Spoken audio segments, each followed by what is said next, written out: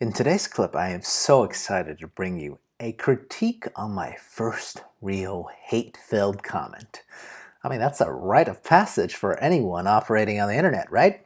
So let's end this awful year on a low note.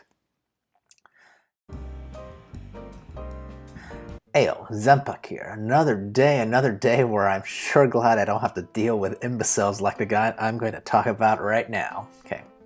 First, some context. This was on a series of comments that someone left in 3 phases on my one video about racism. Okay, I mean, I wouldn't mind constructive criticism, but this dude goes off the rail pretty quickly. And I'll repeat my note on that particular video. I'm not saying that my opinion is always somehow totally right, but it's only an opinion, and responding to an opinion with open hatred seems disproportional, to say the least. Okay. By the way, this guy's icon on YouTube looks like a cartoon smiley smoking a blunt. So yeah, way to go against stereotypes already. Let me just read you his 3 rapid-fire bursts word for word, and then I'll give you my happy thoughts on them. To be clear, you won't actually be able to find these on my channel anymore, as I think either YouTube itself or some other viewer reported them. Probably because of how blatantly racist they are, so yeah. So maybe there is some hope in the world after all. Okay, on to the actual comments. Comment 1, and I quote, "Let me guess, you're gonna be a typical Asian dude railing against a black man while running to defend a white woman. Pretty typical for an Asian, sheesh. I would shit on you and your opinion, but your lack of viewership is the satisfaction I need. Life is shitting on you enough. Enjoy your trash channel where only your white friends, in parentheses, I can guarantee you've got no friends of color." Comment number 2, which was only 2 minutes after comment number 1, he writes, "Effing yellow pieces of shit, ha ha ha." Comment number 3, which was only 1 minute after the second comment, he continues, "You won't ever be shit. Enjoy never being anybody in life, Ching Chong Man."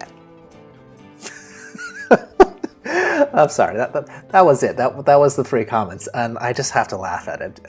So here's my rebuttal, because these days I've got a lot of time to reflect on things, okay?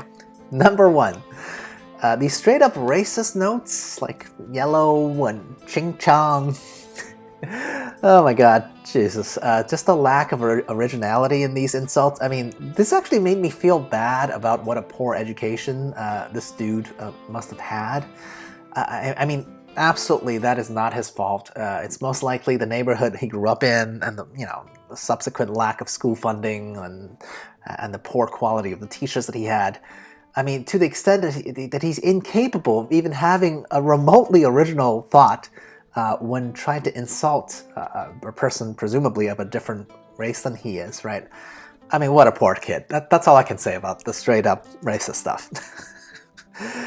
Number 2, he talks about what is typical for an Asian dude. I mean, I've personally heard of a lot of stereotypes about myself, obviously, people like me before, but this is actually the very first time that I've heard of what my man's complaining about, that Asian dudes runs to defend white woman. Or maybe it's the Asian dude railing on black men.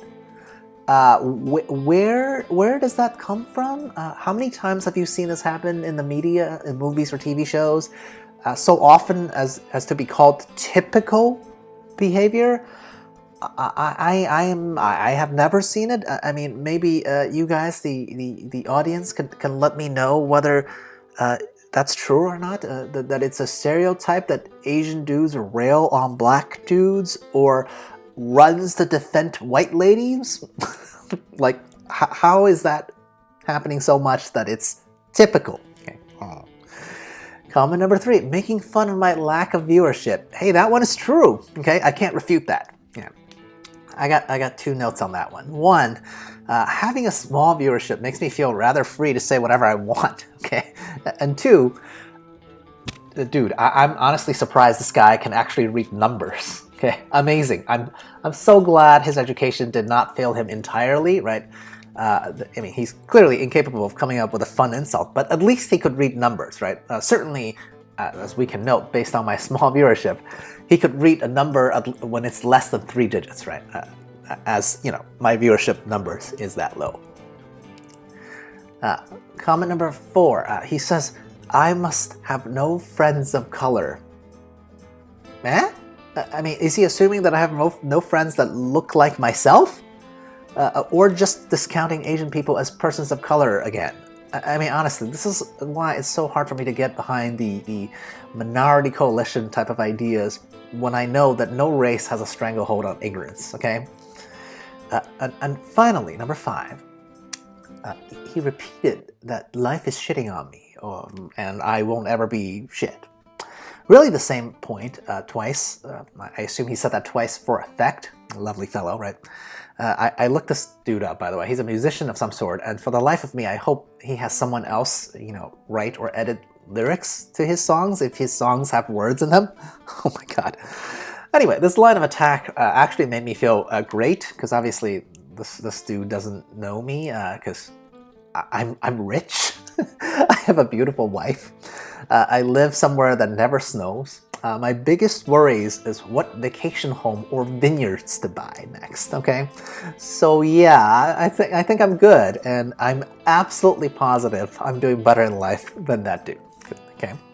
And honestly, this repetition of how things are shitty just sounds like projection, right? Maybe he's trained by our president, the orange douche, right? Where literally every negative comment he makes about someone else is just a reflection of insecurity onto himself, okay?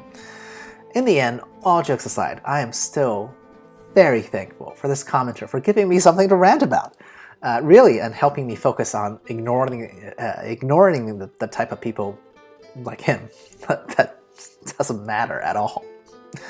Anyway, what a year that was. Check out all of my videos that I've made in 2020.